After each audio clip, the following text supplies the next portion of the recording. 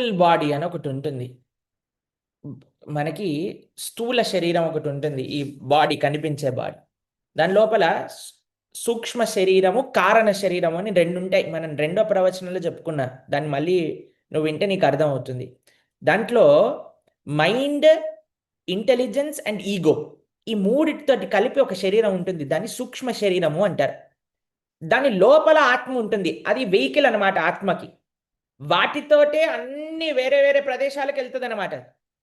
కాబట్టి అందుకే ఈ జన్మలో మనకుండే స్వాభావికమైన సంస్కారములన్నీ ఎలా వచ్చాయి అంటే ఈ మైండ్, ఫాల్స్ ఈగో, ఇంటెలిజెన్స్ ఇది పూర్వజన్మ నుంచి తీసుకొచ్చి మన లోపల వచ్చింది కాబట్టి.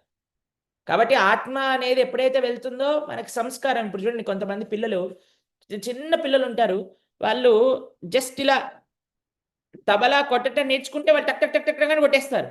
ఎలా వాళ్ళకి ఎక్కడి నుంచి వచ్చింది ఈ విద్య? అంటే ముందు నుంచి క్యారీ ఫార్వర్డ్ అయింది అది. కాబట్టి మనము ఈ జన్మలో అయిపోయిందంటే ఇక్కడ మర్చిపోయి నెక్స్ట్ ఫ్రెష్ బాడీ కాదు. అదే ఆత్మ మైగ్రేట్ అవుతూ ఉన్నప్పుడు ఆ సంస్కారములు కూడా వస్తూ ఉంటాయి. That's why we have to be very careful. లోపల మనం ఏమి ఇస్తున్నాం ఈ శరీరం లోపలికి అని. ఆ!